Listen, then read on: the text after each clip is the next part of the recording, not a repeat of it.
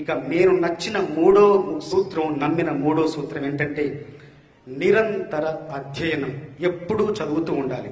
చాలా మంది మిత్రులు అంటుంటారు, ఏమండి మీరు తెలుగులో బాగా రాస్తారు, తెలుగు బాగా మాట్లాడతారు, మీరు ఎంఏ తెలుగు లిటరేచర్ ఏమైనా చేశారంటే కాదండి, నేను చదివింది బీటెక్. అంటే మరి బీటెక్ సాహిత్యానికి సంబంధం ఏంటంటే అది సాంకేతిక విద్య, అది సాహిత్యం కదా అంటే, ఏమంటే నేను ఎంఏ తెలుగు లిటరేచర్ చదివితే నా చదువు, నా అధ్యయనం, నా అభ్యాసం అక్కడితో ఆగిపోయేదేమో, కానీ నేను ఇంజనీరింగ్ చదవడం వల్ల ప్రతిరోజు పుస్తకాలు, కవిత్వాలు, సాహిత్యం చదువుతూనే ఉన్నానండి అని చెప్తాను.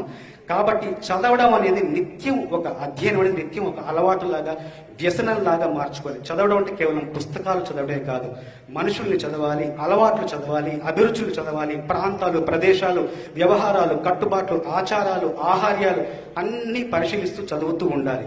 ఒకసారి నేను అమితాబ్ బచ్చన్ గారు ఒక ట్విట్టర్లో ఒక మాట రాశారు. ఏంటంటే అది చదివాను. అక్కడ ఏముందంటే, the stones in your way become mile stones when you cross them.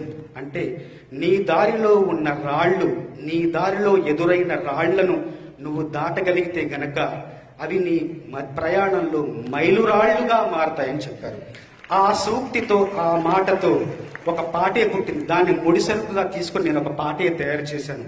అదే భావం స్ఫురించేలాగా, తగిలే రాళ్లని పునాది చేసి ఎదగాలని, తరిమే వాళ్ళని హితులుగా తలచి ముందుకెళ్ళాలని, కన్నుల నీటిని కలల సాగుకై వాడుకోవాలని, కాల్చే నిప్పుని ప్రమిదగా మలచి కాంతి పంచాలని, గుండెతో ధైర్యం చెప్పెను, చూపుతో మార్గం చెప్పెను, అడుగుతో గమ్యం చెప్పెను, నేనున్నానని, నేనున్నానని, నీకేం కాదని, నిన్నటి రాతని మార్చేస్తానని, చీకటితో వెలుగే చెప్పెను, నేనున్నానని, ఓటమితో గెలుపే చెప్పెను, నేనున్నానని, నేనున్నానని, నీకేం కాదని,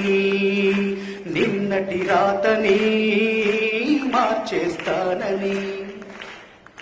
నేనున్నానని నేను పాట రాస్తే ఆ సంవత్సరం నాకు ముందు వచ్చిన నంది అవార్డుకు తోడుగా నేను ఉన్నానని మరో నంది వచ్చింది ఆ సంవత్సరం నాకు ఈ పాట రాసినందుకు.